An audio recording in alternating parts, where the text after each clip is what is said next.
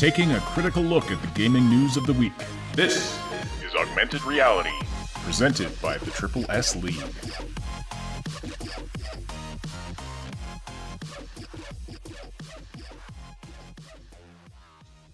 Hello, everybody. Welcome to the Augmented Reality Podcast, where we discuss cars and we discuss fixing cars. We're going to be talking about carburetors versus fuel injection today, because we are surprise mechanics. Gotcha. Sorry, this is the Augmented Reality Podcast, your source for news, leaks, and insights about games and the gaming industry. It is June 22nd, 2019, the Saturday morning edition of the show. My name is Asheninity, and I'm here as always with Cybsidian, who is proud to be a gamer today.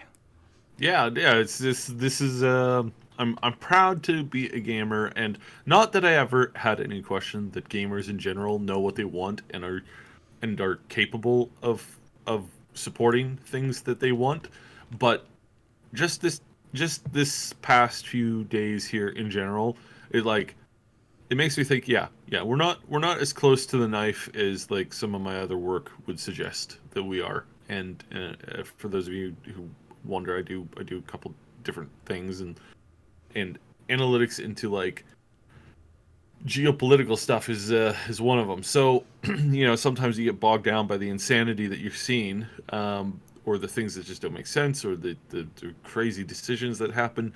But often what we can see is that things are getting better, and gamers are a part of that, because gamers are in this industry right now. Well, I mean, we exist off of an industry right now that there's a lot of shady stuff going on. There's a lot of arrogant stuff going on, and there's lots of, oh no, sorry, you don't want that. The famous line from one of the mental giants over at Blizzard. You think you want that, but you don't. You think you want that, but you don't, and then it turns out, we actually do want that. We actually do want there to be a certain level of difficulty to games that we play to compete and to finish and to push ourselves against. So wait a second, what's another word for that? The difficulty. Oh my goodness, it's like, wow, that's insane. Mm-hmm. And it's just maddening sometimes. But this week especially, the majority of what I've seen is that gamers are not only smart about what they're looking at, they're way smarter than people give them credit for, and they are willing to support things that fly in the face of that. I gotta say, just from like all the work we do with indie companies, and all the work that we do with like small Patreon creators, they're all up despite being against a machine that is trying to crush them, despite being against, or in some cases even on a platform that hates them, despite the fact that they were the ones who made the platform usable and good and popular.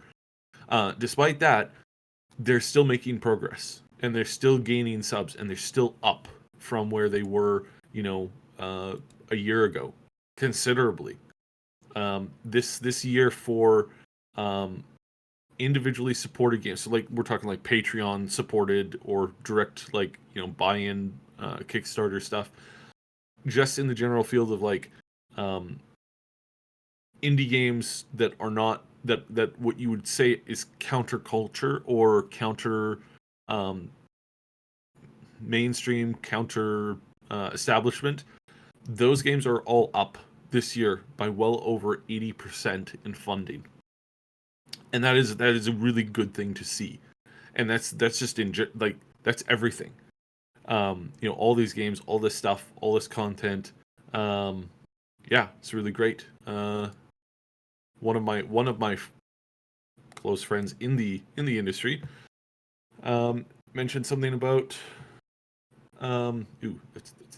he also mentioned something that was kind of gross, but in general he says that the motivation, the support that he's getting is really good for him, and he's having such a positive effect from just people showing up to support, and making it clear that they're here to support.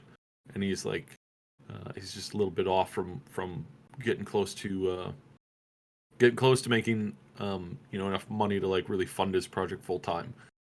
But this is just one of dozens upon dozens of people that I speak with or talk with in some way or fashion, where this is the trend. And then when this whole thing with the Cyberpunk thing happens this week, the general reaction from the community has also been great, has also been clear. This was a hit piece. This was several hit pieces launched from. And one thing we didn't talk about, which we'll get back in, we're going to get into this a little bit today, but not too terrible much. I don't want to rehash everything that you guys have already seen on the channel. We want to cover some new stuff and some new news. But one of the things that I didn't quite cover is that these articles, these people have to like verify this stuff. They have to pass it through their editors. Their editors have to check things because as a news company, you can very easily find yourself in a libelous position. And if you don't do your job right, I mean, there was a certain company sued by a certain former wrestler who destroyed the entire company because of the fact that they did something maliciously and they didn't follow through with proper ethics. And so none of this stuff lives in these like tiny vacuums. And when you see 5 articles go up within the same 8-hour period, it's like, and some of them like an hour or two after the last one, it's like, no, there's something fishy going on here. Yeah, this is a point that Chris over at Upper Echelon made in his video yesterday when he covered the Who Profits from Cyberpunk Hate video that we did we put out a couple days ago. By the way, shout out to anyone who's here from Upper Echelon's channel. Welcome. He gave us a great shout out. We really, really appreciate that. So welcome to all of the Upper Echelon fans who may or may not be here. Might be a little early for you. I don't know. But yeah, that's a point he made. These articles, they don't just bang them out on a keyboard and post them. It's not like a Facebook post or like a private blog where you can do that. They have to go through editors. They have to be vetted. And so, yeah, I mean, you're absolutely right. When you see 2, 3, 4 articles, 5 articles, all saying the same thing, going up at the same time, that's very puzzling. How that actually happens. And it, like, just from the outside, we look at that and then we say, are these really all independent of one another? Now, granted, I mean, the counter argument to that is, okay, well, they're all together at an event like E3 and they're, people are talking about this stuff. This is being discussed. I mean, that's true, but it's very, very, it's suspicious. Let's put it that way. We see that, plus then we see the financial connections that we outlined in our previous video. We are not accusing anybody of anything. We are not, putting forth that there's any kind of nefarious activity going on. There's someone was trying to convince us we could get sued over the video that we put out the other day. No, that's all we did was collect together a bunch of publicly available facts and say, hey, this doesn't look good. And people who consume this media should be aware of this. And, I do want to add to that very quickly that, we're also investigative reporters. We also are very well connected in this industry. We see things that we can't always report on. And what we've seen leading up to this and what sparked this investigation, aside from just how crap the articles were, is that we had received some word from some people in the know, and we started to investigate. And there's a lot more of a mess here, but that stuff would be considered either libelous or whatever if we just came out and said it without super hard evidence, or some of the evidence that we have is not something that we could necessarily, or we'd feel necessary to show. I've talked before about, it's like there's a level at which you want to throw stuff out there. There's certain groups of people who decide that, hey, let's destroy this person's life, and they jump to it with glee. I'm not so quick to do that similar tactic. So there's a level of like, there's more going on here than we can see, and that stuff makes us disturbing, but just the publicly available stuff, the stuff that you don't need a lawyer to confirm, you know, there is stuff that we could we could prove in a court of law, but there's also stuff that's going on here that's just out in the open, and everything that was out in the open was enough to say, whoa, now, why is there no mention? Why is it that there's a company that is so closely tied to gaming companies that writes articles nonstop about other gaming companies, and just at a quick glance, there's a negative tone in the majority of the stuff that they cover for other companies, but a really positive tone for everything that they cover for their company-owned titles. It's like that in and of itself is at least worth, a mention. Hey guys, just so you know, we're owned by this company who owns this company. We're a sister company. And there's some journalists who used to do that all the time. And then they're either not in the industry anymore. I can think of one particular YouTube channel that every time a problem would come up, they would say, hey, just so you know, we have this difficulty and this difficulty reporting on this story because we're connected to this company in this way or this way. And they would say that right at the get-go of it. It's humorous and sad to note that that's one of the channels that has basically been forced off of YouTube, because it's just not, they keep getting strikes and stuff like that from these other big companies who happen to be their opposition in some way, shape, or form. And it's like, wow, this is really a rigged game. And if you don't think that it can be a rigged game, then, you need to open your eyes a little bit more. Because, again, it's not that everybody in these companies is a bad person. It only takes one or two bad people to do this kind of stuff. It only takes one person who's interested in raising their stake in the company, or going out of the way to do something that would be considered, a no-no, but they want to do it because they just love their company, or maybe they're just really, really set on getting that bonus at the end of the year. Maybe that's what's going on here. Maybe it's not necessarily a top-down thing, like somebody's saying, hey, you better not cover this positively, nudge nudge. But if there's a general thing going on where a general atmosphere of negativity could be created by certain connections, and anyway, I'm not gonna speculate too much, because we're not making any accusations. We're not saying this. This is what's going on, and we need to put a stop to it. No, we're saying these are the facts, and we want you to know about them, both to be aware for yourself of what media you're consuming, and where potential conflicts of interest could lie. But we also want to hold these media companies accountable. Yeah. We've got to stop letting them get away with all of this crap. And some of the crap they've been trying to get away with this week is absolutely ridiculous. The attacks on Mike Pondsmith, the attacks on people supporting Mike Pondsmith, supporting CDPR, supporting Cyberpunk 2077 has been absurd. And the media hasn't been doing this directly, but the attacks on Poland and Polish people by the community at large is not like the gaming community in general, but just we've read some of the. I gotta say, there's some forums out there, and again, I'm not gonna draw attention to them. There's some forums out there where people discuss about this stuff, and to see the way that people talk about Poland absolutely disgusts me.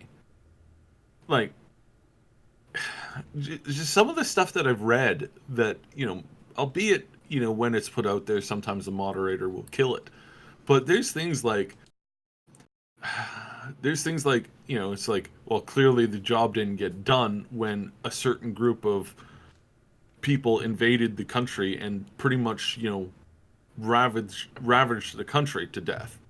It's like there's people making these jokes at the same time they're calling them basically what one of the worst names in the book. And it's like, no, these people were attacked by this group. that's often found in COD games and other historical reenactment titles. You read between the lines. We don't want to say certain words because that immediately gets us demonetized, and by being demonetized or by being put lower, we get less searches, we get less interaction. And it's funny, as soon as I said that, the little buffer thing appeared on the restream, and I'm like, oh no, they found us already. But no, that's a somewhat of a concerning problem. But just generally speaking, it's like, how blind do you have to be insinuating something so disgusting, so racist, and basically saying what you are trying to stop, supposedly. And it's just horrifying to see that this is like the new standard. Yeah. It's like, this is the new standard. But again, I am proud of the gaming community as a whole. Not as a whole, as like a 98% majority, 99% majority, I think, even, because the people who are doing that are extreme outliers, and just judging from their general knowledge about video games, I doubt they play very much at all.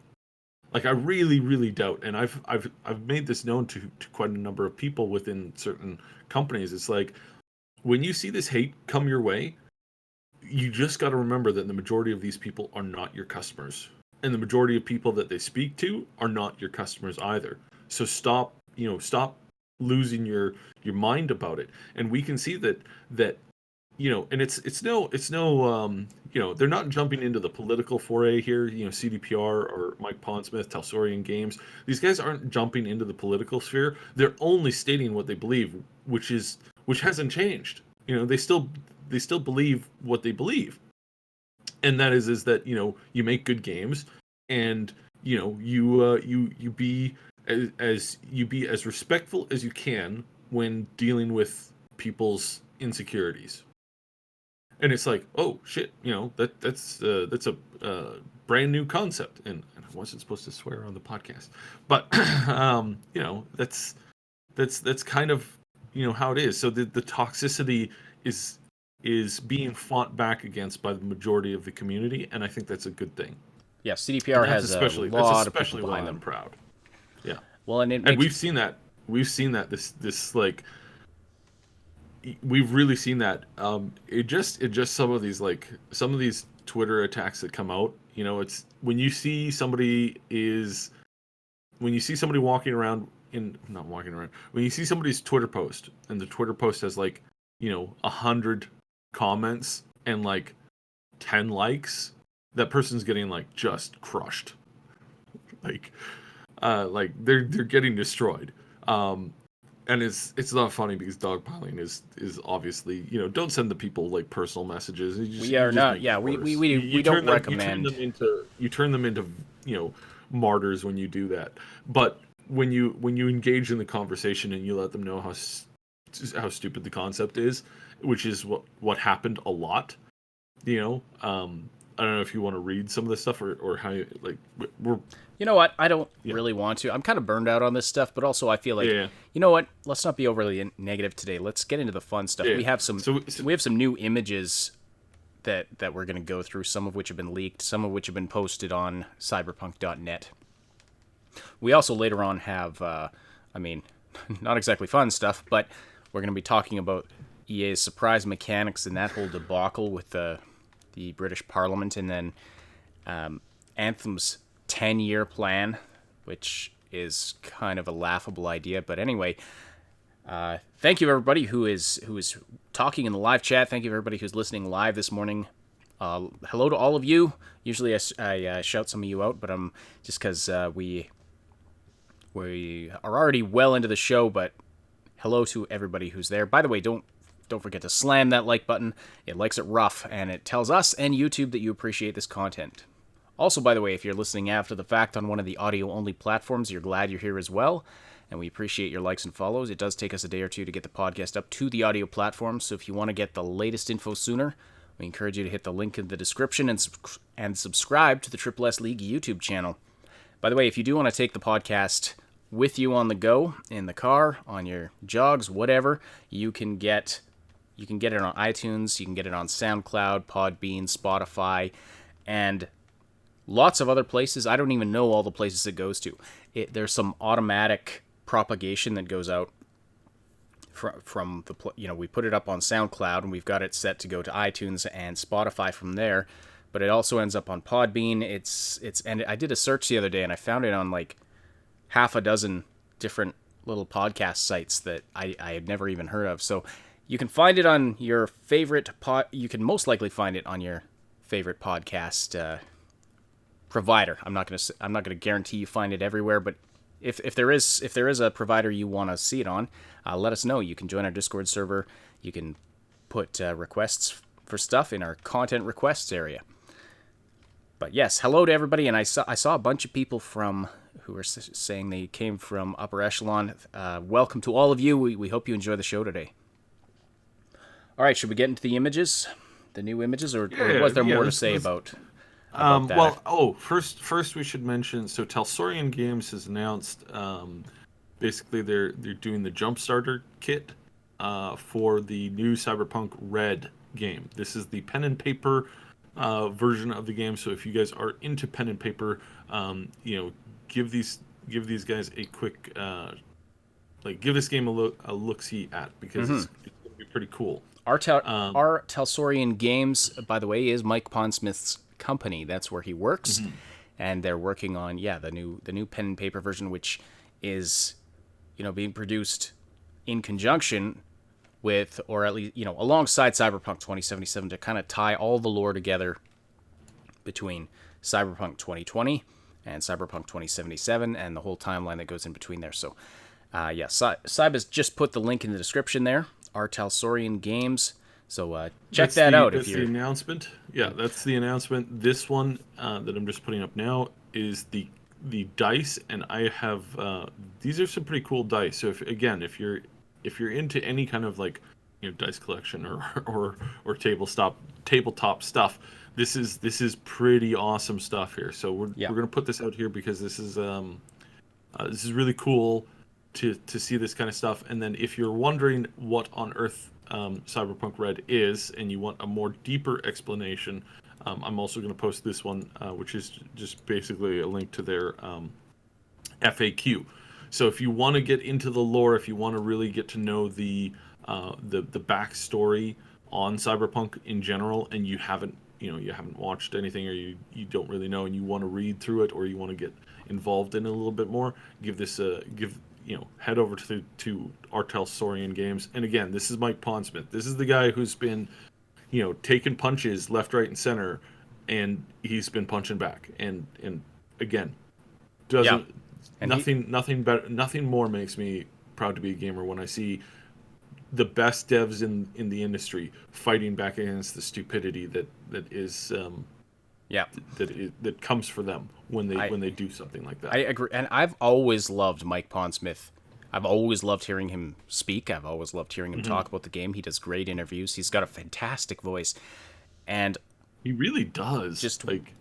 Watching him punch back against the ridiculous attacks against people he works with and against himself has been fun. But anyway, we're going to get into talking about these new images, some of which have leaked and some of which have been posted, as I said.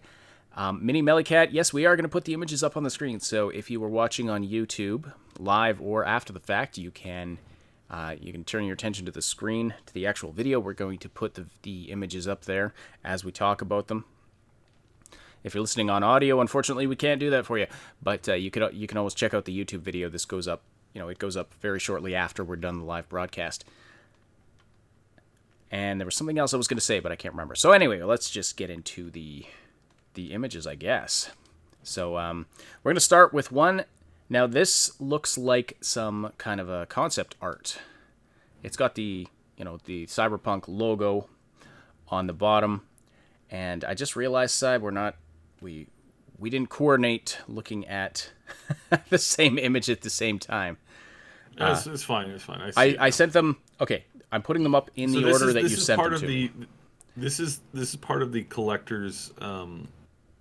This is the stuff that you get in the physical pre-orders. Oh, okay. These are like those postcard thingies. Yeah, these are the actual postcard stuff, Okay. and so they're a little bit stylized a little bit differently than than what you see in the game. I don't know if we'll see this level of like customization or options present within the game. You're talking about like Uh, this guy's yeah, tattoos and the stuff. like the way that this guy's got not so much the tattoos, but like the like his mechanical hand there. It's like that's really stylized. Now, Right. doing a really good job on that would take like somebody like probably like 3 4 days. So again, this is stuff that I don't know for sure whether we'll see this level of detail in so much of the game, because this is also like it's really based in particular culture, right? So it's very accented. It's very, it's designed to look a certain way. It's designed to give a certain feel.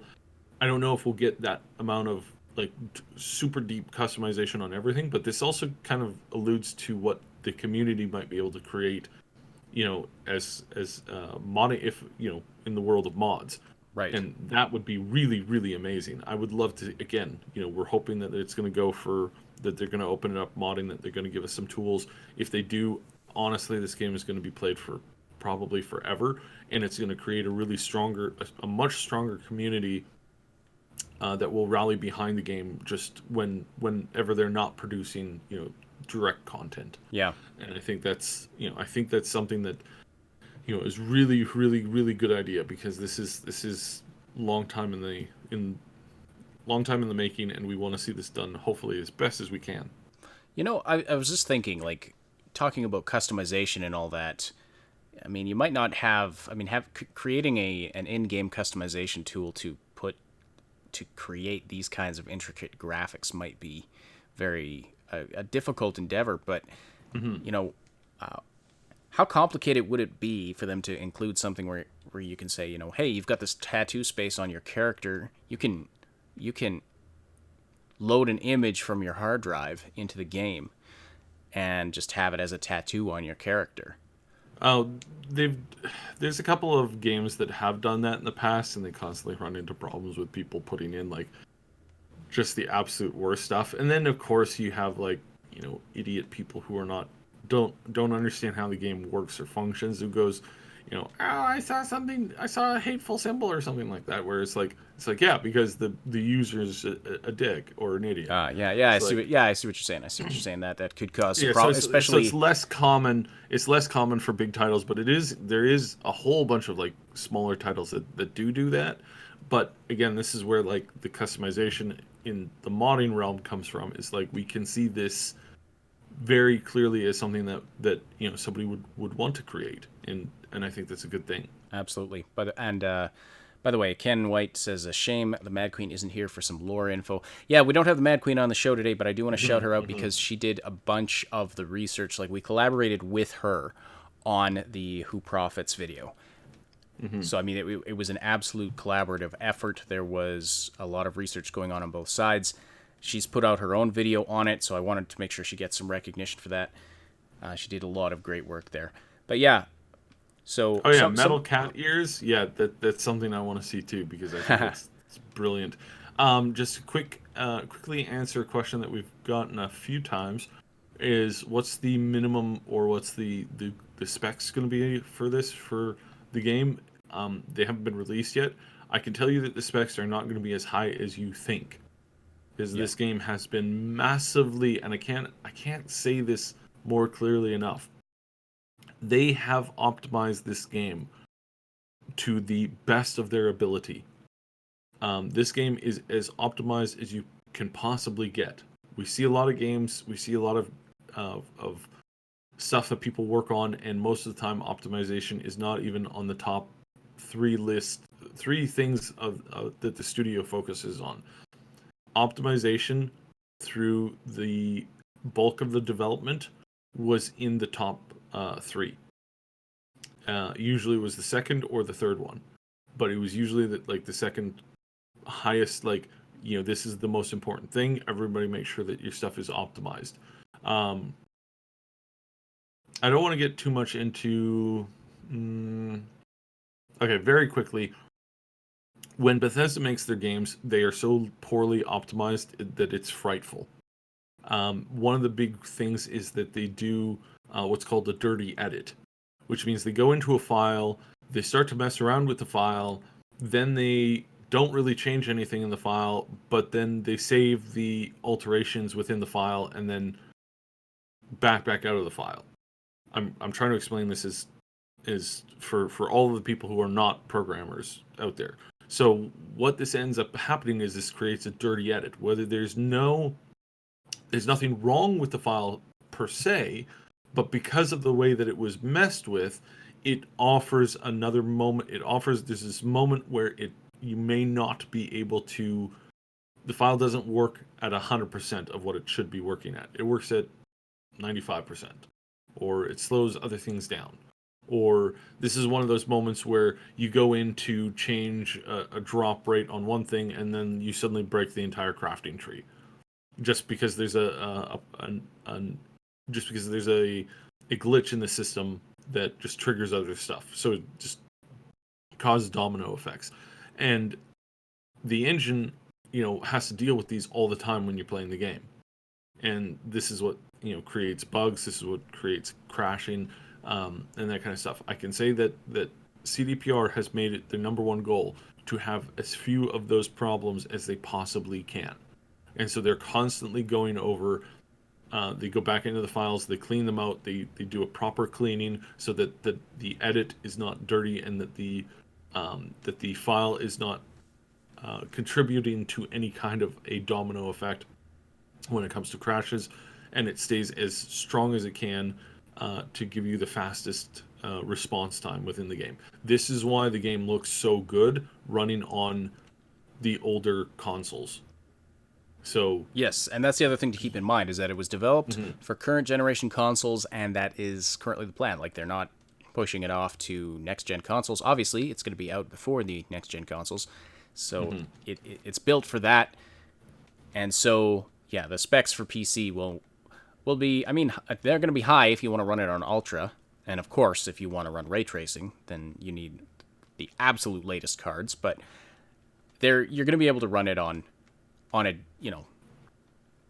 probably on what you have now, unless you have a real old brick or something.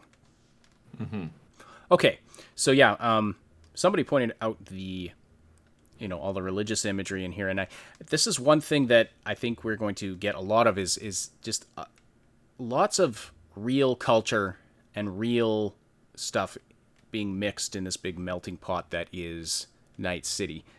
And I think that's going to be really awesome. And Mike Pondsmith did an interview with Yang Yea talking about, how excited he was that they were bringing certain African cultures into the game, and that they were going for an authentic representation of that. And I think that's going to be really awesome to see. It's going to be really awesome to see a lot of cultural influences on this game, and that they're going for authentic representations of this kind of a thing. I think is fantastic. I just can't wait to. I've been stoked for this game for a long time, but since E3, I have never been more stoked for a game. I don't think. I think that I cannot wait to get into this world, and see it, just be there. To experience the breathtakingness. All right, yeah. All right, so on to the next one. So we have this dude with some tusks. All right, so we have a street scene here, some motorcycles, and we see a lot of the street signs and advertising in the background. Yeah, so what's significant about this one to you, Saib? Well, again, this is like he's gone for like more of a conversion kit, which is why you can have like these tusks and things. And was to say, is that a mask, or is that his jaw being, that's been replaced?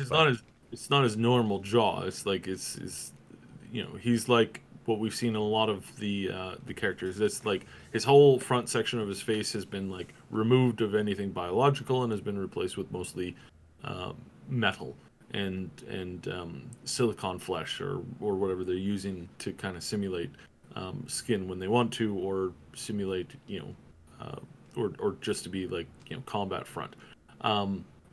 It could be a mask, but this is typically what we see as far as like people like taking out their normal parts and replacing them with other parts. And so Right. this is this kind of the thing that the thing that's pretty normal. The amount of ads in this one, same with the last one, is truly amazing because there's so many ads up in the windows and on the side of the buildings, and you can see so much like stuff going on. And this is the type of world that again CDPR is more interested in creating, and they're interested in creating this as much as possible. You know, you've got the guy buying some food from a food stand just off to the right side. You got like, you know, people going about their daily business, and that's what we're going to see in Cyberpunk constantly. Is like this normal world that, you know, has been put into a dystopia as much as possible. Yeah. Well, it's ruled by corporations.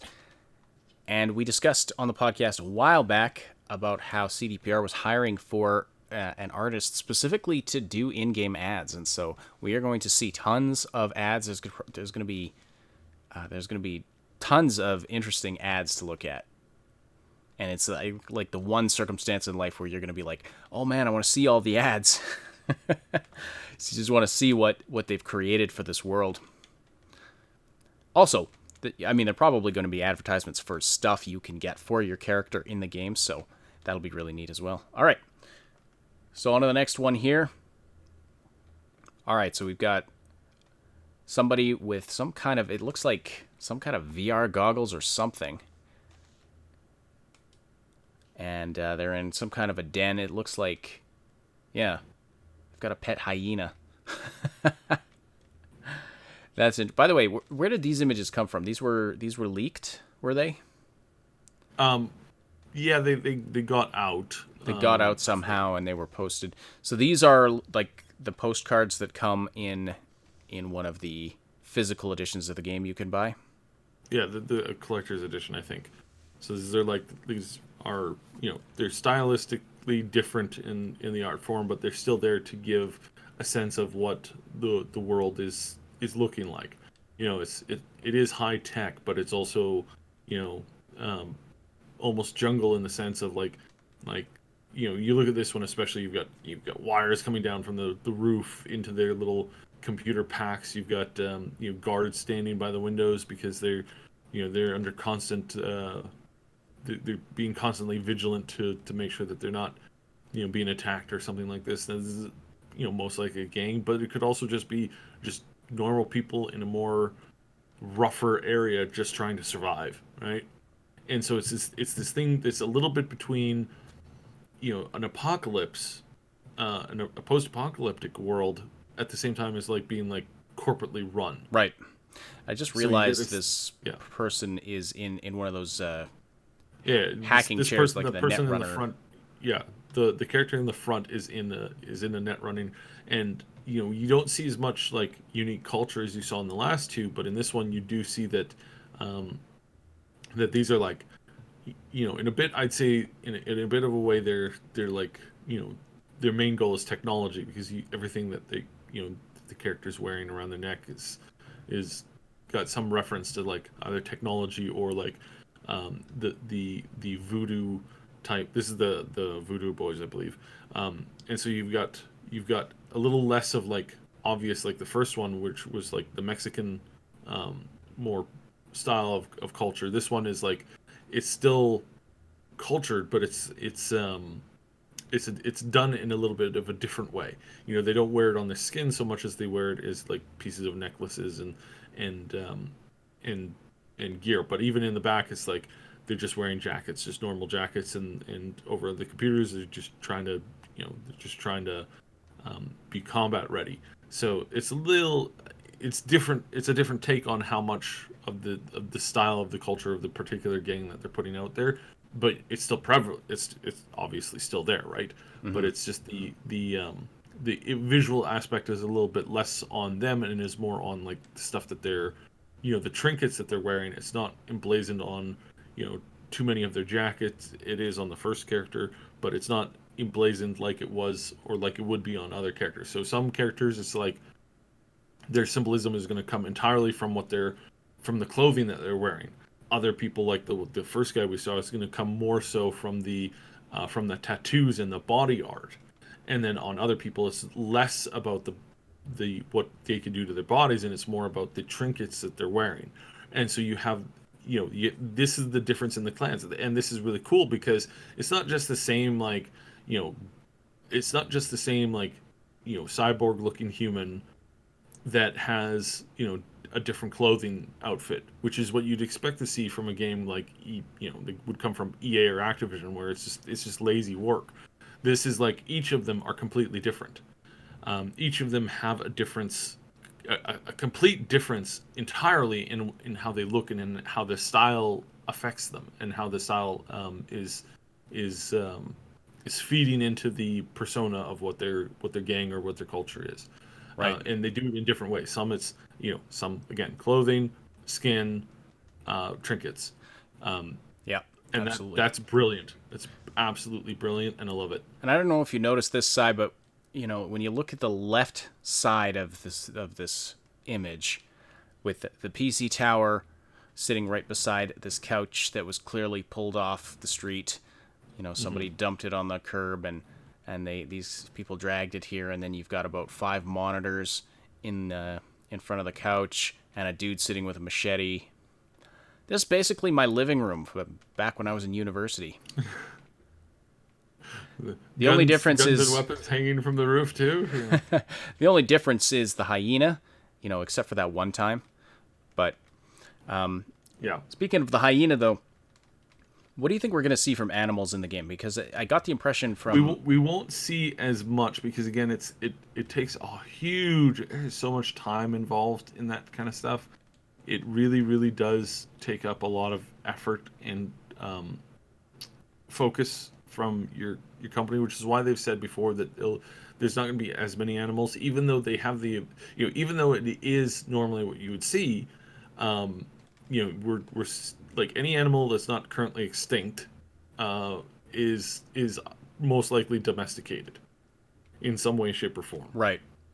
Especially like mammals. So you would see, a variety of things, and they probably have implants to keep them under control or to turn them into attack animals if you need. Or it's a completely cyber pet too, like just a robot with what appears to be like a normal body. It's this is the kind of stuff that is really common there. Within the lore, it is absolutely there, 100%. But Right. what's not there, or what there's a little bit of a difficulty in, is that you can't add all of those things to a game, and so we'll get a little bit, but not very much.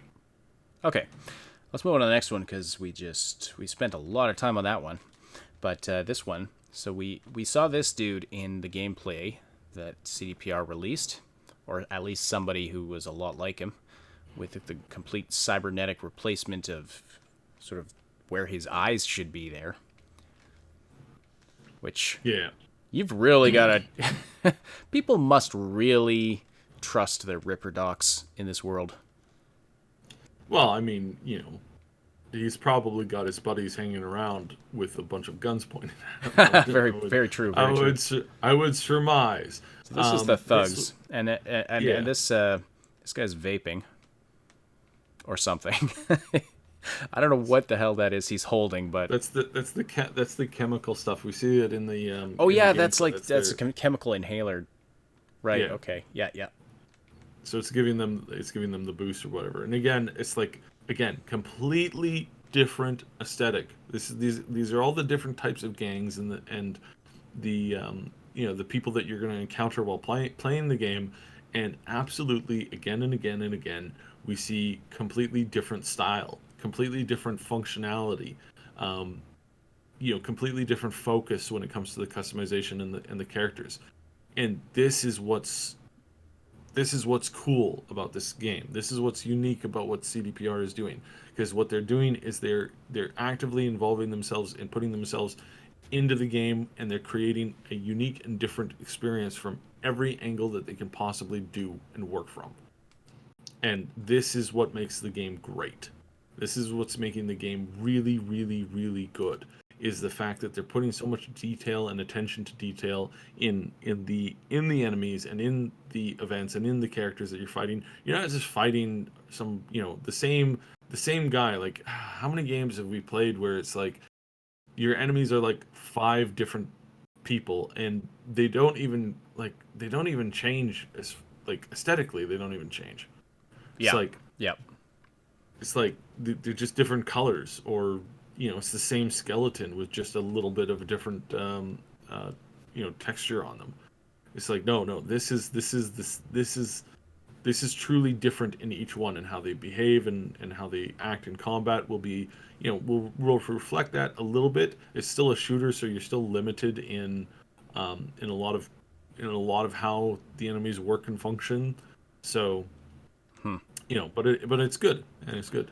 I really like how he's got the skull on his jacket that's got like the 7 eye holes and whatnot. Like, Just to answer to Mini and a few others, we can't zoom in on these ones because these ones are pretty low res. Like this is about as good as you'll get it. If we zoom in a little bit more, it'll kind of like turn to crap. yeah, they want to see. They want us to zoom in on the TV on the left. Yeah. Oh yes, yeah. Because there's a porno being played, a Gorno being played. You already said it. Stupid. Saying it twice differently is not going to fool the YouTube bots. All right. Well, maybe it has room to see if you mispronounce something. It's cool. It's cool. Oh, Adam Rice, thanks for saying so. We really appreciate it. And yeah, hello again to everybody who's coming from subs, guys. Like seriously, from everybody from Upper Echelon, thank you for the subs. It's always fun to like come on and see how many subs we've gone up. And last day or two, I'm literally losing my mind. It's like, wow, we just hit 25,000. We still had a 25,000 sub video, thank you video that we were working on, and it looks like we probably have to jump. Yeah, that's gonna be a little late. All right, so let's move on to the next batch of images. Now these ones, you can find these right on cyberpunk.net, but there are some leaked versions of these, like where someone took a picture of these hanging on a wall, presumably at CDPR. But I think they were hanging out in the CDPR room at E3.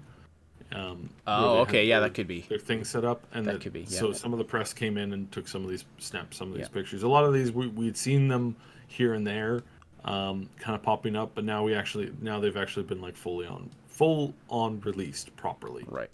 So these ones I can zoom in on because they are definitely more high res. But this is a series of images comparing substance and style, and so this is one that says substance over style. You see at the top there. And we have got... and by the way, okay, does the lady in this picture not look like Gwyneth Paltrow? Is that just me? No, I can see it a little bit. All right. But anyway, so substance over style. So functional attire, functional thing. We've got an armored car here. We've got, somebody wearing some neat looking tactical gear. I mean, that looks pretty awesome.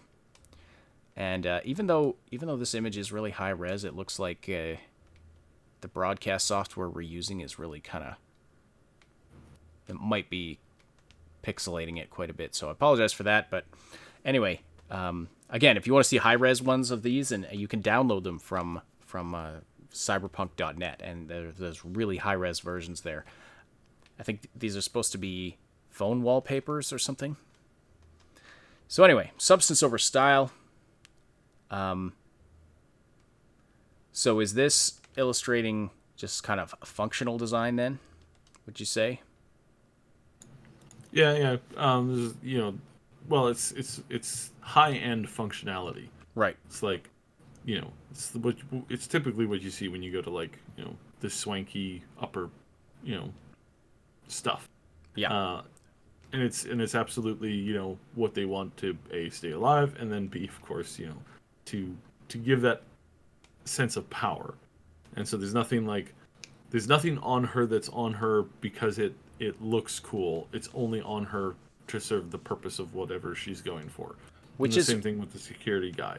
It's like he's not walking around with like his face done up with a cool mask thing. No. He's wearing a combat helmet that's been tested for combat, and is one of the best. So What it's is the functional functionality first. What is the functional purpose of the dress she's wearing, though? Like, it looks pretty difficult to move in. I don't know.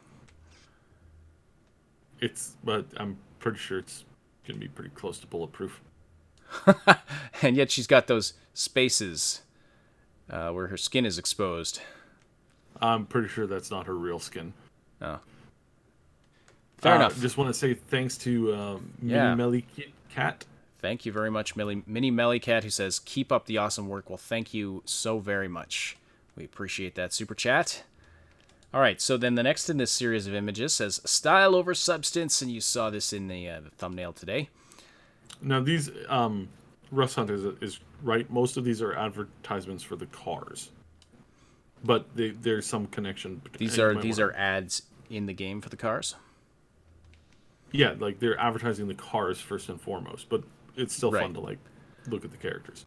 So the car, let's look at this car, and it does really look upscaled. I apologize. I'm using the super high res image, but just with it translating through the broadcast software and then the stream, it probably looks like crap, but at least you get an idea of what this is. But yeah, the car with like the 4 front wheels. That's really interesting because, that doesn't seem like the most practical of things, but that's going to grab some attention as you're driving down the street. Mm-hmm. Looks different. Looks different. Good. And it's, the style that and the fact that we're going to get to basically hop into a lot of these cars is pretty cool. Yeah. But then this definitely is the Vice City vibe, right? Yeah. Yeah, flashy colors. Even look at her guns, purple and blue, and they've got these, spikes all over their arms and things like that. Stuff that's there to make a statement, not so much for a functional purpose. Yeah. So this is like more of the gang thing. Still, high society. These are people who have money. It has 4 back wheels too. No, it's just got 2 back wheels. Oh, someone in the chat said it. It's got very thick rear wheels. Mm-hmm. Yeah, I don't see. Oh, they might be double wheels. Yeah, they might be double wheels. That's possible. It's hard to see. Mm-hmm. This image is so grainy. Eesh. Anyway, so this is style over substance. So we saw substance over style. Now we're seeing style over substance. Now the next one here, style and substance. Why choose when you can have both? Am I right? Clearly. So we've got some very cool looking people. You definitely see the style. I'm sure the substance is there somewhere. Maybe those are bulletproof. Maybe that's bulletproof clothing as well. It's probably bulletproof skin. And of course, clothing. What is more functional than a leash to walk your pet leopard? Mm-hmm. And it's got, that spiked collar around its neck to protect from leopard vampires. Clearly. Yep. This car, though, oh man, this car looks sweet. Yeah, I love this. There's not even a these don't look like traditional tires, and I love that. It's like there's a very, very thin run of rubber plating or some kind of shock absorber plating there, but it's like this car is it's good stuff. I really like that. I really like that front air intake too. Yeah, that's pretty sweet. I cannot wait until we see some crazy fan who puts $20,000 and 300 hours of work to actually turn one of their cars into one of the cars that we're going to see in CDPR. In Cyberpunk 2077. The idea that we're going to see some of these eventually, because people have made the Warthog. There's more than one Warthog out there. That's the funny thing is there's way more than just a single Warthog out there from Halo. And in here we're going to see, eventually somebody's going to get around to doing a not too shabby job on one of the vehicles in there and making a real life version of it as best as they can. So yeah, absolutely. So that looks pretty sweet. Someone asked, does she have cat ears and cat tail? Doesn't look like it. She looks like she's got normal human ears and no tail that we can see. But that's a pretty neat hairstyle, I have to say. Mm-hmm. And, yeah, what else to say about this? It just looks really cool. The fur, it's interesting. They both have the fur going on. So... Well, you need a mane, obviously. Yeah, well, yeah, clearly. I thought you were going to go with a furries joke there, but... and they're in some kind of... Sorry, I keep moving this picture around. I'm just looking for... Like, it looks really cool. I don't have anything specific that I want to call out on it. It's just, like, awesome-looking outfits. Yeah, well, awesome-looking the building everything. behind this, too, like, the building behind this, too, is, like, this is clearly, like, before we saw, like, corporate, this is, like, this is, like, Hollywood. This is what you're going to see if you go to, like, any kind of a Hollywood gathering. It's, like, huge, golden palace, basically, built on top of a giant waterfall. Yeah. And, and you've got all the high society, like, peeps up there doing their thing, having their hobnobs, whatever. And then, and this is what you're going to see. This is like, basically, any like movie star rapper, whatever of the day walks out, this is what they're going to look like. Yeah. And that's cool. That's really this cool. Is Lady Gaga and Kanye. That's right. That's right, Russ Hunt. Both of whom are connected to the game, if you're not aware of that. Mm-hmm. Both Lady Gaga and Kanye, we've talked about that before. We won't get into it now, but they're both connected to this game in a way. Like externally, not necessarily in terms... We suspect we might see Lady Gaga. We suspect we know what character she might play too. Kanye, have no idea. We just know he's a fan. Okay, and then here we have necessity over style. So this is a poor area of town, as you can see, and we've just got this clunker of a car.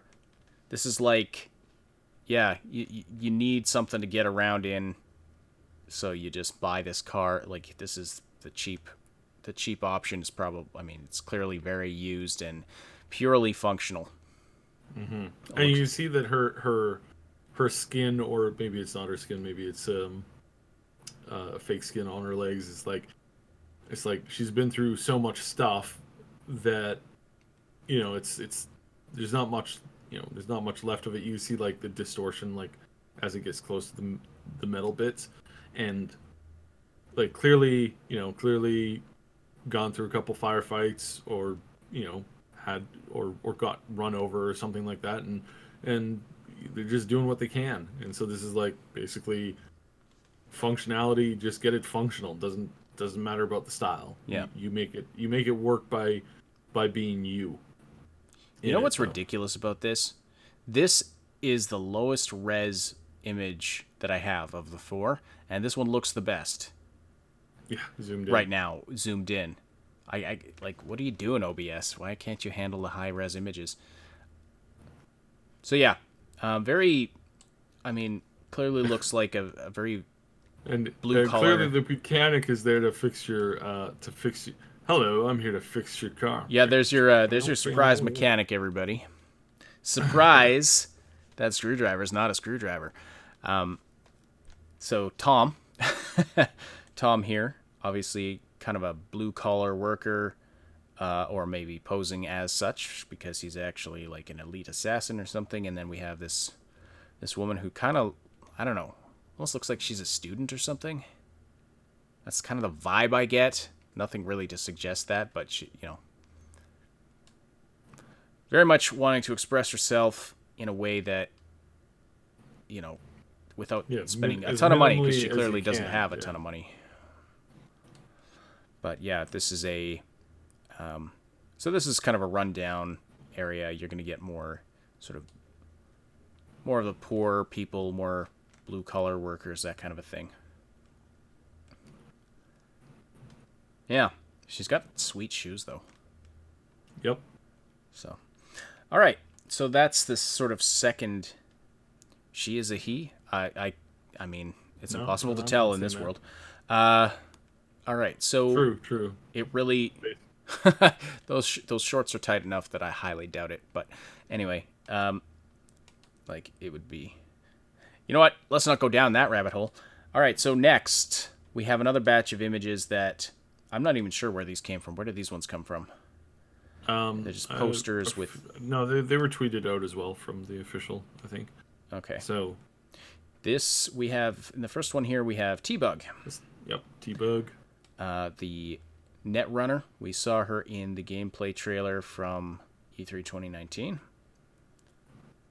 So, does her outfit have any functional or stylistic significance to her job? Oh yeah. She's a net runner, and this is basically what most net runners wear. Like this allows I just looking at it, you can tell that basically she can go into the ice bath whenever she needs to, Okay, yeah. or she just sits up on the counter. She had a jacket on in the trailer that we saw in the cinematic that we saw come out of E3. So clearly it's like functionality, suitability. It works. It makes it look good. Yeah. No, it looks pretty cool, too. Then next we have... this guy is... You labeled this picture The Fixer, I believe. Oh yeah, no, don't go by my labels. Whatever you do, don't go by my labels. Okay, they're just, so they're just who stuff is this, then? This is one of the this is, I believe, one of the Voodoo Boys, and I believe his class role is obviously like enforcer or solo, or he's a combat guy. So that's what I was like. He looks like the fixer. He's the guy who comes to fix whatever problem he needs to. But yeah, this one is very much a combat, enforcer for the I believe it's the Voodoo Boys. So we saw this one there was some stuff that came out about this one a little bit earlier, but now this is like clearly it's out and showing. And again, I love the you gotta love the overall style and look. It's just it just looks good. So he could be he's like a bodyguard, and he could be from the animals group, but I kind of doubt it. I think Mad Queen at least identified him as like one of the Voodoo Boys. So the hoop earrings kind of does give that away. So I would lean more to that in that direction. But yeah. Okay. Well, I mean, not a guy I'd want to run into in a dark alley. Unless he was like there to help me. Mm-hmm. So who's this? And yeah, now? he's full like bulletproof too. So. Oh yeah, you can see he's got something implanted under his skin there on his chest or whatever. Yeah. Okay. All right. So now this one is one of the we've seen her here and there. I think in the footage. Yeah, I was gonna say she looks familiar. I just can't place who she is. Yeah. So as far as like what role, what character should probably contact, like all of these people are going to be pretty important, and most of them are going to have some kind of a meaning or reference, or the fact that they're showing up as these posters is clearly like an important character. I would be tempted to say that most of these characters appear to be like recruitable companions or big NPCs that you're going to be dealing with at some point. And this is one of the characters where we don't know if it's either one of these or something, but it's probably a character you're going to interact with at least once, on some larger scale. So because we're going to see this in the Sasquatch picture that comes up here next. Yeah, just scrolling down so you can see the rest of her outfit here looks really awesome. Yeah.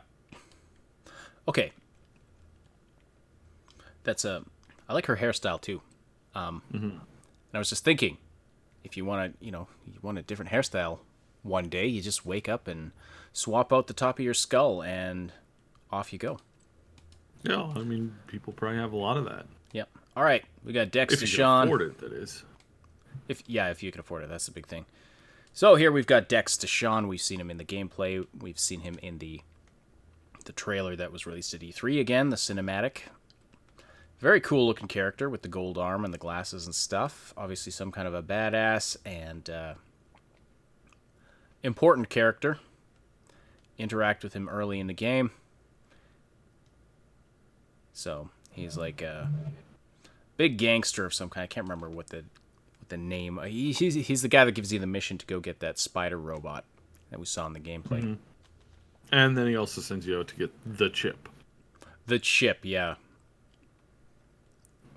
Which is a really important. So it's an important part of part of the game. So anyway, I don't know how much there is to say about him. We've seen him quite a bit. He looks really awesome.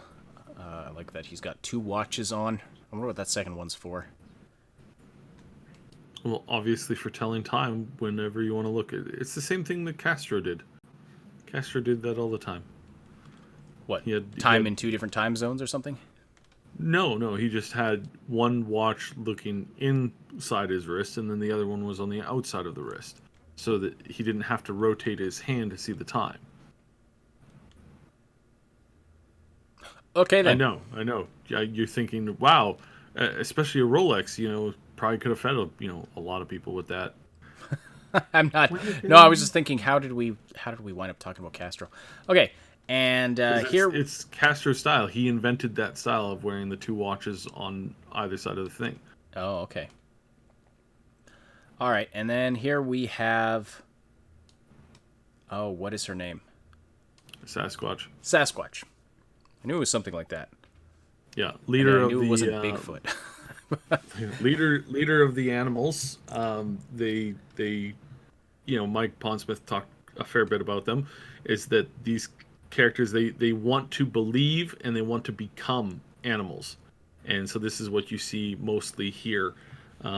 Is that they're really committed to this, whether it's through augmentation, through like muscle gain, and this is them just pushing their bodies to the absolute crazy end of the extremes, and then walking around with a 150-pound sledgehammer, like, easily, at the very least. Looks like probably a rocket sledge. Mm-hmm. Of some sort. And that this is our first indication that we're also going to be seeing some pretty cool melee weapons as well. So yeah, that's really cool. We were also there. We're joking that it's like, yeah, you can turn into an octopus if you wanted to. So although that's probably gonna end up in the more Japanese themed, one of the Japanese themed gangs. So yeah, I know where this is going. But yeah, seriously, like, romance character, please. Yes, that would be an interesting one. Yeah. Some people are into that. Yeah, that's cool. I have so many responses to that. I'm just going to avoid saying, just to avoid this video getting demonetized or something. But anyway, yeah. So some really cool images and some really neat looks at some of the characters, and I just think this really gives us a sense of the overall, like, the depth that this game is going to have. Mm-hmm. Like, it's not just going to be like a large world in terms of breadth, in terms of like just having a lot of places you can go. It's going to have so much depth in terms of the characters and the styles and the cultures and everything like that. So I don't know. I'm looking forward to this. I don't think I've ever been more hyped for a game. Quite honestly. And this is like, we're so close to to what the original vision was from Mike Pondsmith. And this is what, this is a point at which, we take so much umbrage with the with some of these ridiculous and absolutely ludicrous complaints. It's like, no, we love to see, how the concept of these characters, and to make them real, to make them, more than just, the same guy that you fought in the same outfit, for the past 100th time. It's like, be unique in what you can offer, be unique in the look and the style. Yeah. And it's like, do you think they'll have some kind of a character generator that like makes all of the NPCs unique? Like where they have like a set of things they can pick from, obviously, but that like do you think we'll see doubled up character models, or are they going to have like some kind of a general sort of character generator? So when you're walking through a crowd, the game is kind of like generating a unique character for each NPC that you see. Well, they have, they have a pretty good like generating tool, but I think most of the characters are going to be like custom made, because again, it's like once if you've developed a tool to help you generate characters, randomly, you can basically just like one person to just sit there and make characters all day long, nonstop, and you're constantly going to be, having a cool or a unique character that you weren't expecting to see or expecting to get within the story or the content. So yeah, it's like it's a little bit of both. And we've said this before numerous times. It's like, yes, they say that every area has been hand designed. It's hand designed from like a creative base, right? So they create a kind of a base, the computer helps them with that, and then they just populate it and create it as much as possible. So and they have a lot of people that do that versus like you look at some of the games that come out, and I'm really disgusted with how some of these games come out. So you've got these MOBA games and these arena fighter games where it's like you got one level that somebody put a very small amount of time into. That's it. That's all you have. It's like, wow, versus Cyberpunk and this open world stuff where it's like, they've gone through here and yes, they obviously use a computer to like generate a lot of it, but they go through and they painstakingly go through each and every single area to make it look exactly like what they want it to. That is the amazing thing. So yes, absolutely. Can't wait for this. It's going to be awesome, and it's super exciting. And so yeah, we are hyped for this, and we're glad to see there's so much support behind CD Projekt when they're dealing with so much crap that really they don't need to be dealing with when they're just trying to make a great game. Mm-hmm. And like everything. I mean, we won't get into all that again. You know what we're talking about. Anyway, this game looks like it's going to be fantastic, and so we really can't wait for it. We do have a couple of other news topics to get to. We're already pretty late in the show, so we'll do this quickly. But let me just say, we love seeing everybody so active in the live chat. Thank you, everybody, for being so active in the live chat. And we have a ton of live viewers today. Welcome, everybody, especially if you're new to the channel. We want to welcome you. Thank you for checking out our podcast. And, encourage you to check out our channel. We have a lot of fun stuff there you can find. Join our Discord server, too. You can find the link to that in the description below. And if you want to, speaking of which, if you want to keep the conversation going after the live broadcast, we encourage you to join our Discord server. You can find the link in the description below. It's a place where you can chat with us and other Triple S fans about all the things we love to talk about and stay up to date about everything we're doing here at the Triple S League. Click the link below to join, and be sure to say hi to us in the welcome channel.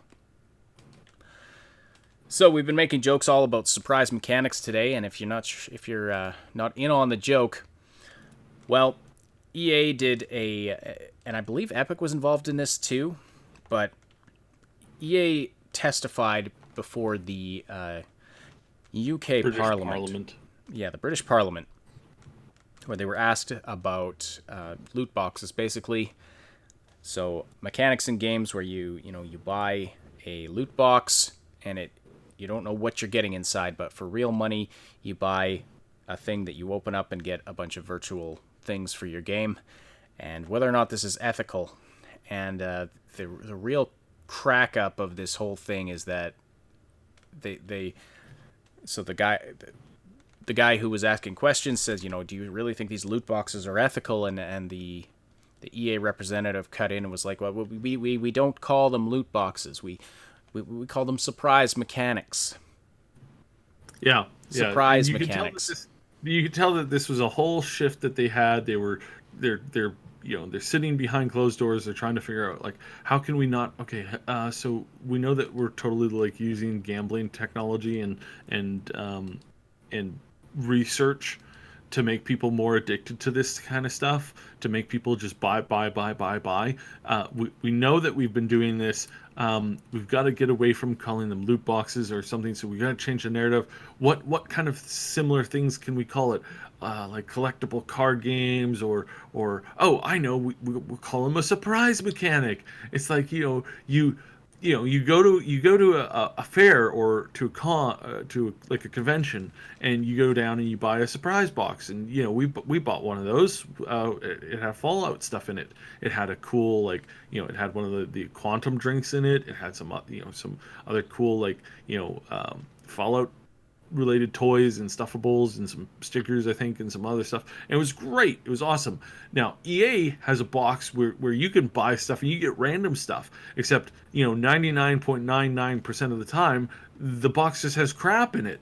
Like literal garbage that you can't even use in any way, shape, or form. I mean, they gave $50,000 to a bunch of streamers to open up their loot boxes, and instead of getting 5 or 6 of these like really high end top of the line characters, they got none of those at all.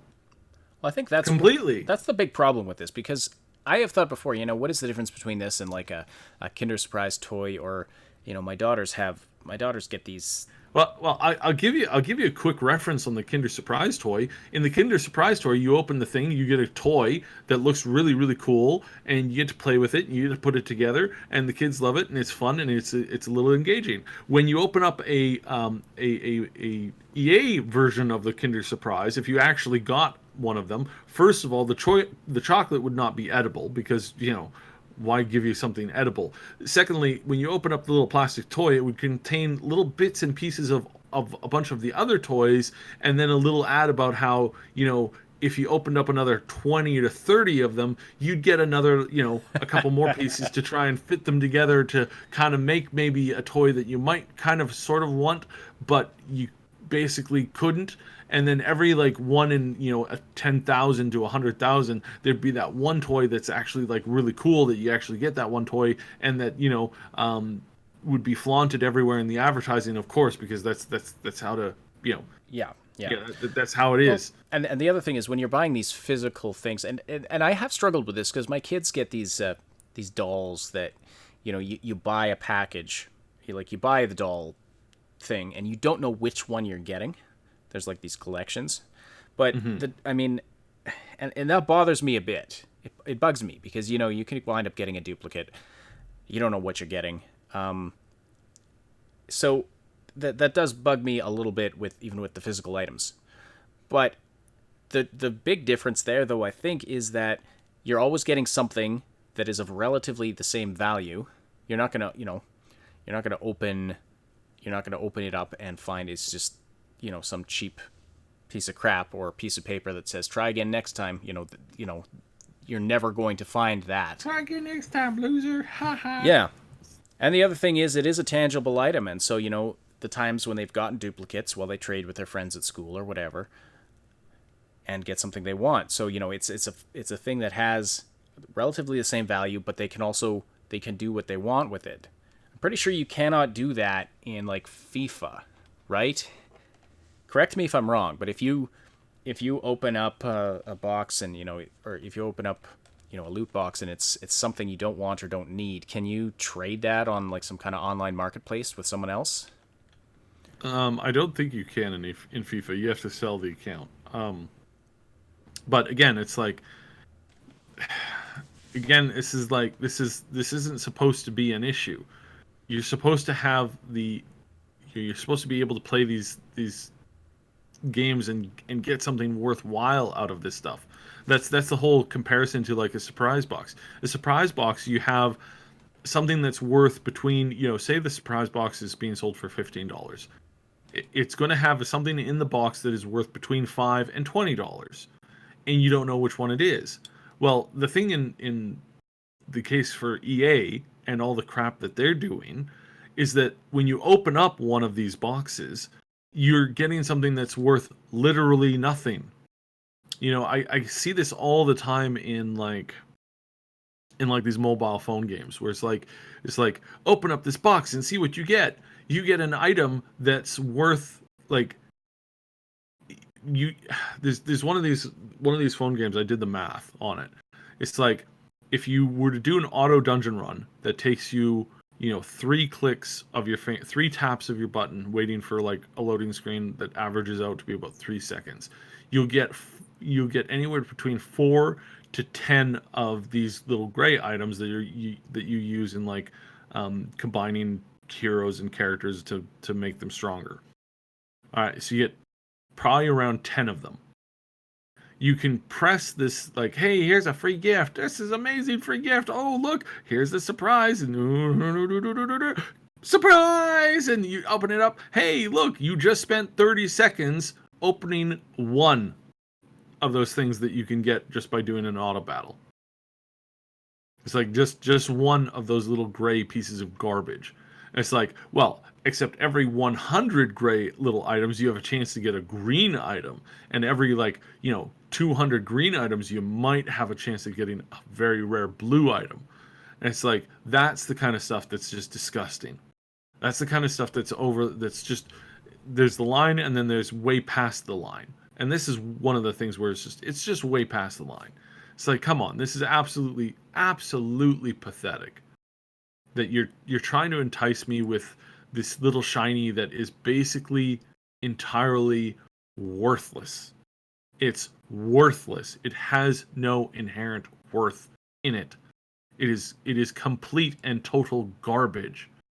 And yet, for some reason, again and again and again, we see that just the amount of people that will rush to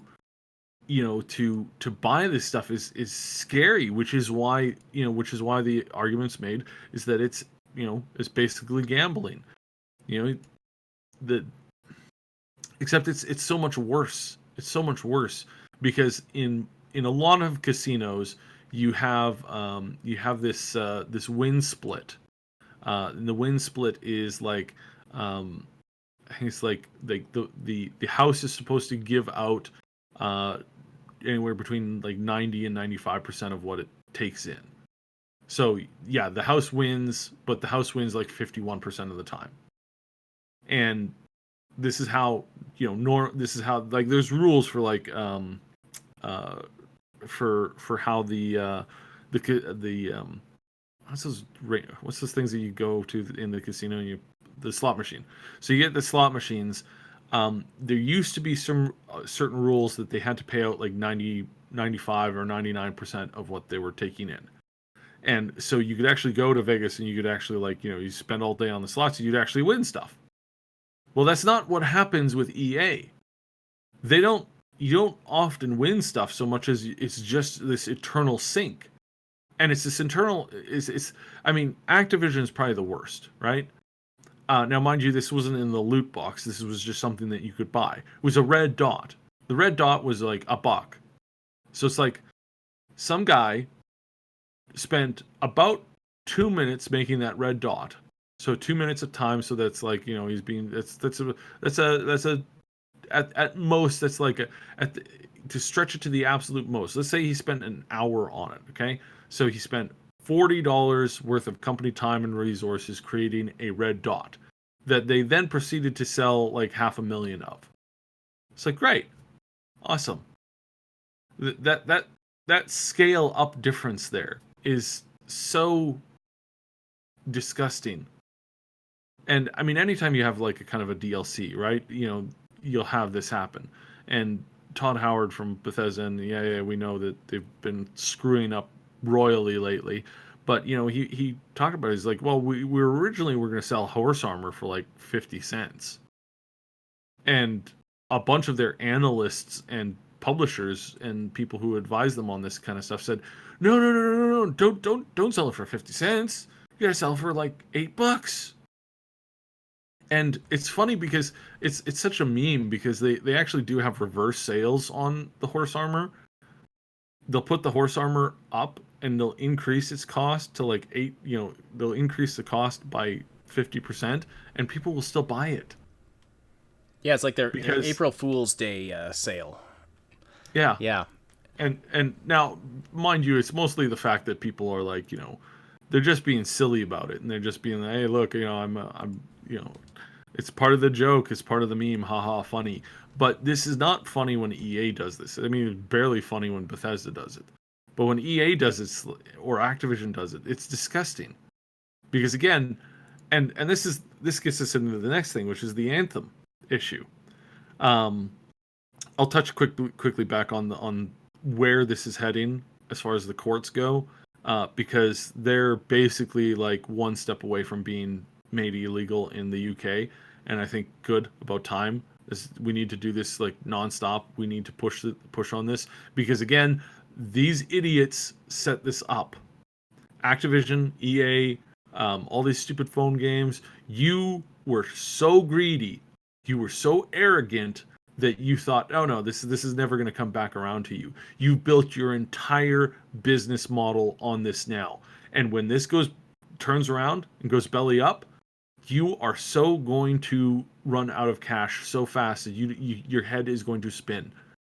Because again, as we saw with Telltale, and as we've seen with some of these other companies that have gone extinct recently, they didn't have a backup plan, and they most certainly didn't have they most certainly have let their departments go. I talked with a lot of devs, and a couple of the devs have been saying, that they're laying off guys who would spend a long time like perfecting a system within a game. Well, why do we need that guy, and why are we paying him so much when we can just bring a new guy who just produces a bunch of crap that we could throw into this, into the pay to win loot box system? It's like they've let go so many of their good core people that when they're suddenly forced to like, hey, now you have to actually make a good game, I don't think EA is going to be capable of it. I don't think Activision is going to be capable of it. I don't think any of these big companies they're suddenly going to find themselves, once this stuff comes down and gets banned, they're finally going to find themselves in trouble. And now there's issues with, we don't want government legislation getting involved in this stuff. We prefer not to. But it's gotten to the point now where it's like these companies are going to burn themselves to the ground, and I'm okay with it now. Because the arrogance and the stupidity is just so strong, so much hatred, so much arrogance, so much, the fact that they treat their consumers this badly, and they still think they're doing nothing wrong. And you could tell it in the tone of this lady in the parliament the other day. She was basically begging them, and she was pushing back so hard on it, and yet you could tell at the same moment that she doesn't even believe it. No, this is surprise mechanics. This is fun. That's why everybody on the internet is complaining about it. That's right. This is why you're being mocked. They do call them loot boxes. When they want to use it for marketing purposes, when they want to say, hey, you should check out Star Wars Jedi Fallen Order, it doesn't have loot boxes. Yeah, that's disgusting. What they say. They don't say, guess what? No surprise mechanics. Nobody has ever called it surprise mechanics up until that interview. That's ridiculous. Mm-hmm. Maybe they did internally, but it was probably a focus tested thing of like, we need to come up with a better sounding term for this because loot boxes are getting a bad rap. Yeah. So, okay. Anyway, let's go into this interview. We're getting close to needing to wrap up, but let's go to this interview. This was an interview with GameDaily.biz, and they did this interview with EA CEO Andrew Wilson about the future of Anthem and a variety of other things. You can check it out if you want. But so these are some statements that Andrew Wilson made about the future of Anthem and what their plan is for it going forward. So he says, well, I just before we tie into that, I do want to just throw this out quickly because you kind of interrupted me while I was going towards it. But if you want to see what a company actually cares and actually how they interact with their community, tomorrow on the community podcast, which is going to be on the Neon Arcades channel, we have an interview with the lead community manager for CDPR. And so we are going to be speaking with her tomorrow on the show. That's on the Neon Show. We're gonna link it here through our channel and through our Twitter. So if you're following us there, or if you're following us on Discord, you'll also get the heads up on that. We're going to be doing that. That is at 11 o'clock PST, 2 o'clock EST, I believe that is. Yep, and that's right. So yeah, so Lalaya. that's Lalaya is going to be Lalaya. on the show. Well, if you're a Cyberpunk fan, if you're involved in the Cyberpunk community, you probably know who she is, and so that's going to be exciting. And if you're not familiar with the Cyberpunk 2077 community podcast, that's a collaborative effort we do with the Mad Queen show, with the Neon Arcade, and with Last Known Meal. And it rotates between those 4 channels. It's on a different channel every week. So it's going to be on the Neon Arcade's channel, but we'll alert you. We'll post it on our Discord. We'll put out a tweet when it's about to go live. But yeah, we got Lalaya on the show. That's exciting. A couple of weeks ago, we had Jay from R. Talsorian Games. So that was pretty awesome as well. So yeah, it's this little podcast of ours. The other podcast we do is picking up some steam. It's been pretty exciting that we're actually getting people from CD Projekt and from R. Talsorian. One day we will get the man himself, Mike Pondsmith. I'm sure. Fingers crossed. All right. So yeah, so the EA's blindness when it comes to Anthem is absolutely mind-boggling. And it's mind-boggling because they even say in the article, is like, well, it's been a long time since BioWare was making these these Baldur's Gate games, and it's a completely different market now. Oh, is it? Is it really? You absolute cretin.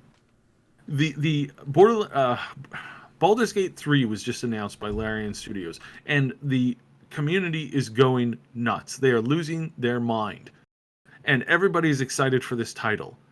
And everybody wants to see this title. And you assume that nobody wants to play that anymore? Oh, 12-year-olds aren't interested in that. Oh, really? How do you what basis are you basing this claim off of? And it's so disgusting, and it's so it's absolutely despicable that he does not have the ability to look at what the market is demanding and go, all of the games that we used to let BioWare make are what's still in demand today. Still in demand today, and yet instead we're going to get them to make something. Nobody wanted Anthem.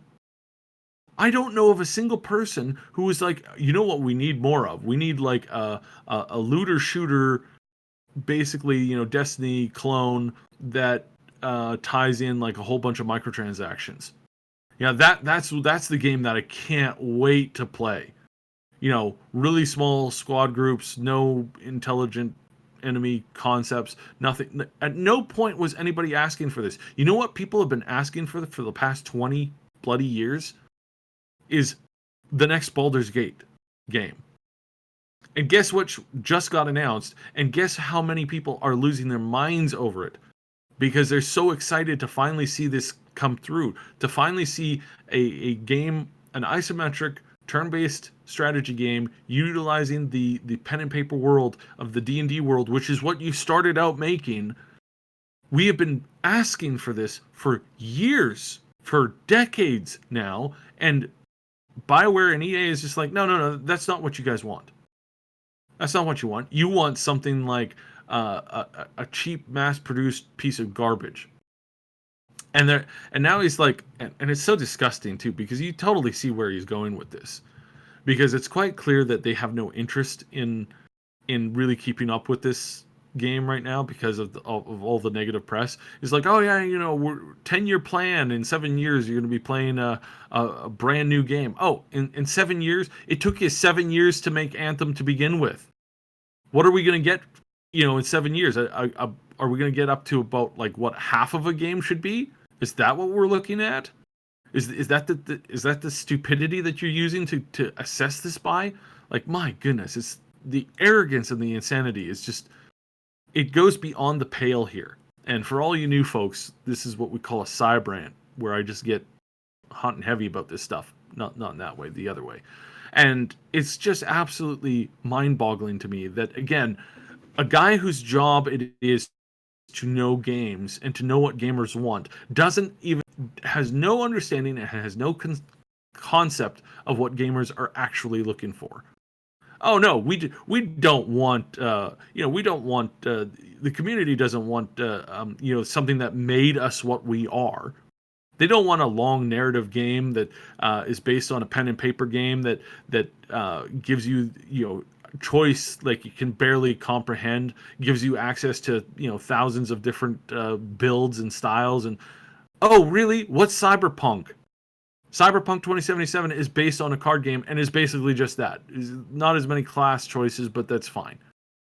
And again, where is this concept? Because this is what the gamers have been asking for so bloody long, and you stand back like a bunch of idiots believing, I don't know, some crazy analyst who's telling you, oh no, the kids want a cash-based Fortnite. That's what they want. Really. And they chase trends, and BioWare's been chasing trends ever since EA basically took them over. They finished up their one or two projects, and they kind of chased their own trend with the Mass Effect thing. They created a trend, and then EA made them follow their own trend. And then when that was done, they tried to like reinstitute it, but did it without any tie-in from actual people who had skill in creating it. And they're shocked when it fails. And what's their goal? What did they learn from Mass Effect Andromeda? What did they learn from that mistake? Let's double down and do it even more with Anthem. Like, again, you have one job, and that's to make good games, and you're not capable of doing that. You have a problem. And now with this whole microtransaction loot box thing collapsing in on you, you really think you're going to survive this? I can't believe how stupid the leadership at EA is. I can't believe how stupid their stockholders are. This is going to come back in and on them. Again, for all the new people, we're pretty connected in the industry. We know a lot of people at BioWare. We know a lot of people that are working on Dragon Age. Dragon Age is going to be Dragon Age, how it was originally designed for this new entry, was designed to basically be like the Payday, but super like Payday the game, not a Payday. It was supposed to be like Payday the game, where it's like you got these missions, you set up your team, you went and you did it. NPCs, all you could control them. Is wasn't multiplayer focused. It was all about like an enormous amount of classes, an enormous amount of characters, being able to have events happen on the fly, being able to complete missions in whatever way you wanted. If you wanted to bring a team of consorts and very attractive girls to distract all of the guards, while you walk in and you like steal the thing out from underneath their nose, you could do that. That was a goal that they were having. If you wanted to go in and assassinate them all without any of them raising the alarm, you could do that. You wanted to head rush in with a team full of those Minotaur-looking guys, and like just like smash everything to pieces, you could do that too. You wanted to walk in there and buy the dang thing, you could do that too. That was the goal of what the original Dragon Age 4 was going to be. EA looked at that and said, oh, no, this is absolutely unacceptable. We want something that you can play with multiplayer that's just quick fire stuff, basically like Fortnite. Make that happen. They trashed basically the entire concept that these guys were working on. So now, where are they at? Now, the remnants of the last vestiges of intelligent people at that company are trying desperately to push Dragon Age 4 into a good direction. They are trying to save the company, and they are getting pushback from EA, from these idiots at the top who don't even understand the industry that they're in. They don't even understand the basic desires of the industry. They have no conception how to make a good game. All they know how to do is make a decent game that is very addictive, that people will throw money at. $50,000 and not one of them got the top tier player. $50,000 and not one person was able to open up a loot box that contained the thing that they were going for. It shows you where their head's at. It shows you where their concept at screwing over the player and just bleeding them dry of every ounce of blood that they could possibly have. And so, Dragon Age, there's a small chance that it might be good. There's a small chance that it might be okay. There's a small chance that the small team of people in the studio right now that are trying to save the company might be able to pull out a success. But there's a lot of people in that company that are there that have managed to worm their way into positions where this is the team that brought that I'm not going to give her any more praise or any more focus. They brought in this activist lady to come and give us, to give a pep talk about how, they're supposed to make games on Anthem. Well, guess how that turned out? All of the characters are bland, lifeless. They have no personality amongst them. There's nothing memorable about any of the characters. The only reason why I remember anything about Anthem is because I don't ever forget anything. Pretty sure everybody I've talked to they can't even remember the main characters. It's like, oh yeah, there was the freelancer, and then I can't remember. That's their response, and it's absolutely disgusting. I don't know if Casey can turn this around. I don't know if he has the ability, or if he has the team work, or if he has the desire even to do this. I don't know if that's on the cards or in the deck at all. But I can tell you that there's a small group of people there at the studio who are desperately trying to get Dragon Age 4 right. And they all understand that if they fail, if this is another bomb, the studio is gone. The studio is absolutely gone. They're working on the next idea, the next concept for kind of bringing back the Mass Effect series. It's not at Edmonton. It's not in the Edmonton studio. It's being thrown around and kind of created there, but EA is already lining up another studio to take the main wheels on it, the steering wheel. Like, it hasn't happened yet, but this is what's going on in the background. They're going to pass off the Mass Effect IP to somebody else for them to make should Dragon Age not work. This is absolutely mental. This is absolutely insane. And the fact that, again, that they're sitting here thinking that this is a good idea, that these idiots that run these companies are like, oh, this will work. Really, has it worked for you at all so far? The EA has canceled more studios and more games than any other studio, with the exception, I think, of Activision. Activision canceling more games, not more studios. EA takes the cake for studio closures. And where has it gotten you? Like, their stocks are bloated. They're sitting on basically nothing. They're sitting on the anticipation of what will come, not on what they've built. And it's about to hit the wall. Because, and again, we're not a fan of government intervention. Most of this stuff, we prefer a free market. However, in this particular case, they've made their own bed, and now they get to sleep in it.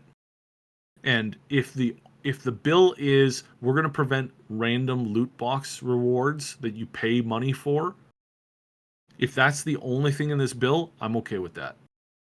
And I will gladly watch the majority of these companies burn because of their stupidity.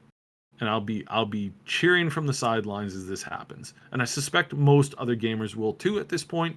And unfortunately, this means that there's going to be a lot of IPs that go into the dustbin. One of the great sad things that happened in the last 10 years of gaming is what happened to the EverQuest franchise. EverQuest franchise, the newest engine, literally bought, I am not joking here, it is in the vault of a Russian hard asset firm this amazing technology that they built, basically like this combination of a Minecraft world and like a Pixar movie, and you could build anything, create anything, and they were working on this the new a brand new concept when it came to an MMO, really pushing boundaries here. But because the chairman of the board that bought them out couldn't see the vision, they literally packaged up the server and packaged up the info, and it's inside a Russian vault right now. Like, my God, this is EverQuest here, and it's been brought down to basically nothing. And we are going to see this most likely if Dragon Age doesn't succeed. We're going to see this with Dragon Age. We're going to see this probably with Mass Effect at some point. And then when EA actually falls apart, we're going to see a whole bunch of stuff that they have, a whole bunch of IPs just go into the dustbin of history. And it's so sad that this is what happens. It's so miserable that this is the stupidity that they have. They can't even put two and two together. They can't even comprehend what the community actually wants. Oh, the community doesn't want Baldur's Gate 3. Really? Well, the mass amount of people that are literally losing their minds says otherwise, and you're too stupid to put that together. Good Lord. How do you even follow that up? Well said. And yes, I am still here, to those of you who were noticing that I was missing from the chat. But I get in trouble for interrupting Cyberants. I don't know if you know that. from both, well, anyway, won't get into that. But anyway, yeah, so, I mean, it's kind of a low note to end the show on, but there is a lot of reason to be happy. Let me end the show with a good note. Yeah, all of the best people that made Mass Effect, that made Baldur's Gate 1 and 2, all of the best people at the BioWare company, they're now in a new company. They've slowly been taking these people from old BioWare and moving them over to this new company. It's called Fogbank Entertainment, and it is absolutely brilliant. They have the funding, they have the power, and they are working on a new idea. And the best thing about it is the funding doesn't come with strings. They were given a ton of money and said, make a good game. So now whether or not they can, we don't know yet. But for those of you who are sad about BioWare, Mass Effect, all this kind of stuff, the majority of people that worked on those games are now in a single studio called Fogbank Entertainment, and they are working on something enormous. And it has been absolutely under the radar. Very few people even know that this company exists, let alone the fact that they're working on such a huge title and they're walking into it with, as much as I've heard, around $300 million. Wow. So and again, sometimes this kind of rebuilding doesn't work, but in this case, I have every reason to believe that this does. Because this has got pretty much every single good guy, good girl, good anything in between that was at the BioWare studios, that were at some of these other studios, even some people from, I think, old Interplay have ended up there. And They're working on something to blow our minds with. And they're not working with a greedy overlord corporate boss who doesn't even understand the basic concept of video games, let alone how to make a good one. So that's a happy note to keep on, because we have old BioWare in a new company working on a new project with a new IP, and I think that's good. Well, that's definitely reason to be excited, good. But I mean, it's also, I think we have a lot of reasons to be excited and to be hopeful just looking at the tone of how things have gone. This backlash to a company that is working hard to deliver us a really good product, talking about CD Projekt again now and Cyberpunk 2077. Yeah, the industry seems to be giving them some flack for it, but the actual consumers, the gamers, are not having it. And so that's pretty exciting. And so, yeah, a lot of these AAA companies are going the wrong way. But I think there's a change in the tide coming. And so that is I mean, which companies, you look at EA and you look at these companies that that are doing these crappy things, and then you look at what Cyberpunk or what CD Projekt is doing. Which ones do you think are going to win out in the end? Really? Ultimately, which ones are going to stand the test of time? I know where I'd be placing my bet. Mm-hmm. All right. Everybody, thank you. Please join us for the next podcast, which is on Wednesday evening. Mm-hmm. And then, of course, we have one on tomorrow, Sunday afternoons, every afternoon on Sunday afternoon. Not every afternoon. Every Sunday afternoon, we have the community podcast through CD about Cyberpunk and Cyberpunk-related content. The channels that host the show do rotate. We do this because we value community more than we value our own subscription numbers. So please join us for that. You can always see us if you're following us on any of the normal stuff on Twitter. If you're in our Discord, if you're watching us here on YouTube, you'll get those announcements and you'll see that kind of stuff pop up. Mm-hmm. So yes, please join us for those. Yeah, absolutely. And before you go anywhere, please slam that like button. It tells YouTube that you appreciate this content. We really appreciate that. I also want to shout out and give a special thanks to our Patreon supporters, Shannon Vega, Old Man Manson, Evolution, and our 2 anonymous supporters. Also, our channel members, Captain Dammit and Jason Cropper, and Minnie Mellycat for the generous super chat today. Really appreciate that as well. Don't forget to subscribe for more content. And if you're listening after the fact on SoundCloud, iTunes, Spotify, Podbean, wherever you get this, thank you for interacting on those platforms as well. And hey, feel free to join us Wednesday nights and Saturday mornings for the live show on YouTube. Also, as Saib said, Saturday afternoons on the rotating channels for the Cyberpunk 2077 community podcast. Lalaya on the show tomorrow, so don't miss that. The Augmented Reality podcast is a presentation of the Triple S League. Check out our YouTube channel for game guides, reviews, comedy, news updates, and tons more quality gaming content. My name is Asheninity. On behalf of Cyberpunk, thank you all so much for listening, and we will talk to you tomorrow.